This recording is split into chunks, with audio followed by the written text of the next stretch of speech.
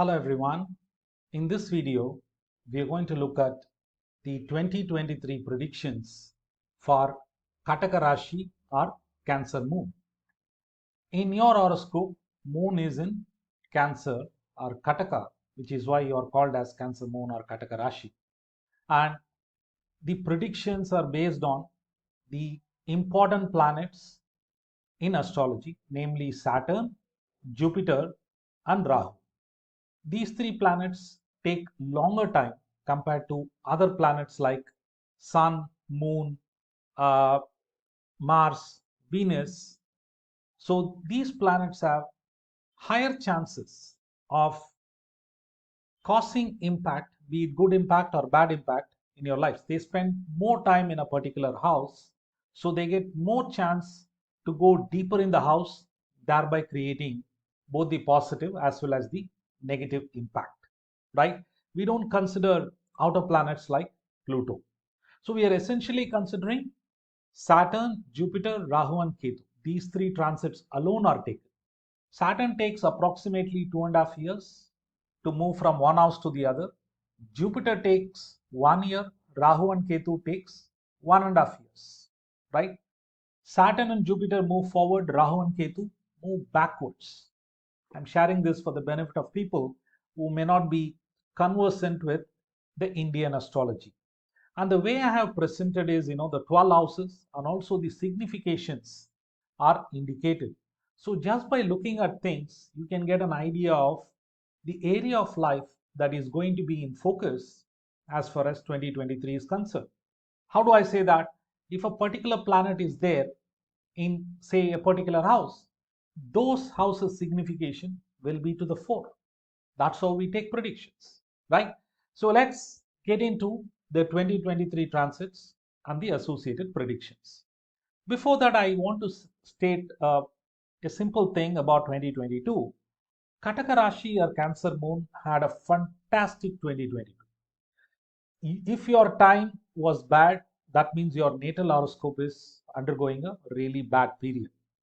Otherwise, by and large, and relatively speaking, when I say relatively speaking, I'm comparing with the other 11 Rashis, right? Other 11 moon signs.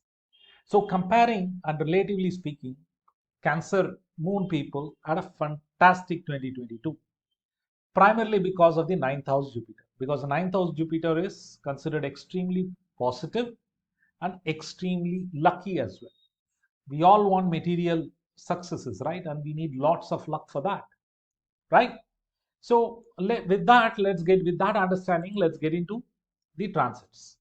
Saturn is moving from 7th to 8th, right? This is happening on 17th January 2023. The next transit is Jupiter transit, that is happening on 23rd April 2023. That comes to the 10th house. The third transit happens towards the end of the year, that is happening on 30th September. It's almost October itself, you can say that. So this is how 2023 is going to be.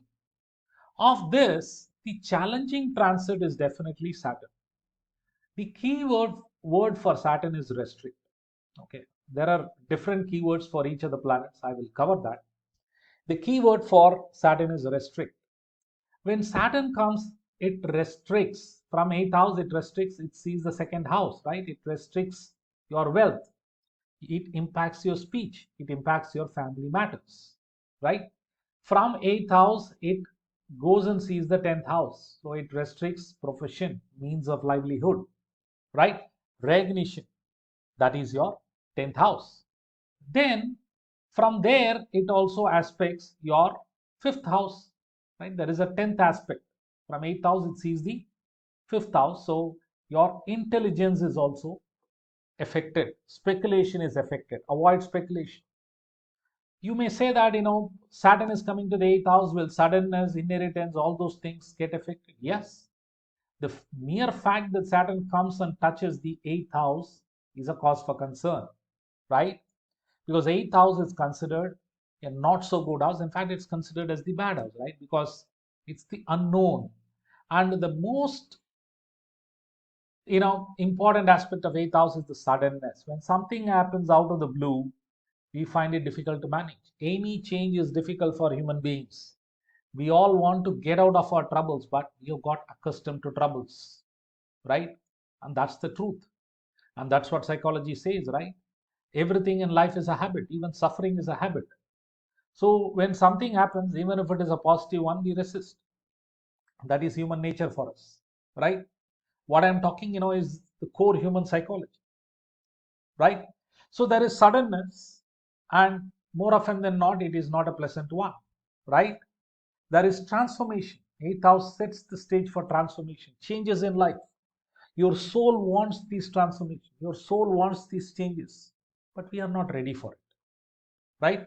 So if you can embrace changes happening in your life, you can manage the eighth house transit to a great extent, right? So Saturn's eighth house transit is going to be challenging on multiple fronts. Be prepared. The next one, as I said, is Jupiter. Jupiter is, the keyword is expand. It expands wherever it sees. So from 10th house, it is going to look at the second house, right, which is good. And from 10th, it is going to look at the fourth house, which is also good. And from 10th, it is going to look at the sixth house. That is not good, no. You don't want an expansion of enemies, debts, and fights. You want an expansion of wealth. That is good for me. But an expansion of enemies, debts, and fights is something I don't want in my life, right? We don't want in our lives, right? So that is the problem associated with the 10th house. Wherever Jupiter sits, it causes problem in that particular area also. Okay. Rahu is already there. Jupiter is going to come and it's going to be eclipsed by Rahu for nearly about 2 to 3 months during April, May, June. That is also going to be a challenging period for Cancer people, right? So both until April, things are looking rosy. Okay. From April, things are a bit challenging for you. Okay.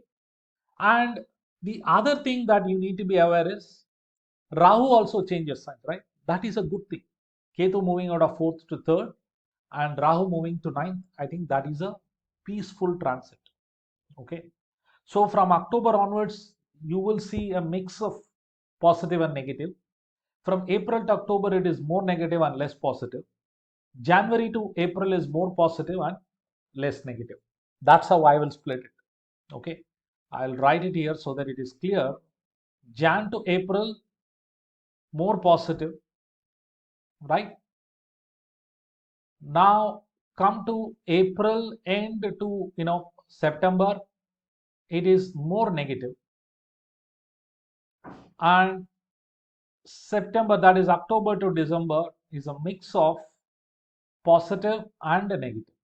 That's how it is going to look like. Okay. So patience is key. Don't quit your job if you do not have another offer in hand. Okay. Don't go for risky ventures. Don't go for speculations. Don't try to do anything illegal or immoral. Okay. These are things that I will say. If you take care of these things, you can manage Saturn transit. What we have seen thus far is generic predictions. What I'm trying to introduce now is a certain element of specificity. For that, I'm taking planets that may already be there in your horoscope, okay, in your natal horoscope. If there are planets in your natal horoscope, Saturn, the transit Saturn that is coming from 7th to 8th, will work with the planets that are already there in the 8th house and give some specific results. If you don't have planets, what I'm trying to say may not be that much applicable to you, right? So let's start with Jupiter and Venus. If Jupiter and Venus is already there, you can experience significant material gain that will come suddenly. Okay. It's something that you might not have planned. Saturn is already there to give you suddenness. Suddenness will manifest in the form of material gain, or material gain will manifest in the form of suddenness. Whichever way you look at it, you will get material gains, right? For such people, they will not even realize the ill effects of 8th house Saturn transit. Okay. I said by and large it's a challenging transit, right? So people who have Jupiter, Venus here, they will not even realize the ill effects. If you go and tell them, hey, you may experience negative, they'll say, is it? Are you sure about it? So far, I have not experienced anything negative. That's what they will say. Such people have Jupiter, Venus in their eighth house, right?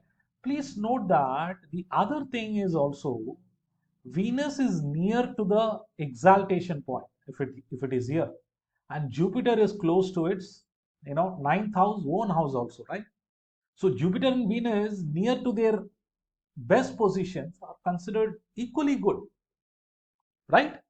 So Jupiter and Venus, if they are there in your eighth house, right? Saturn coming will give us sudden, material gain.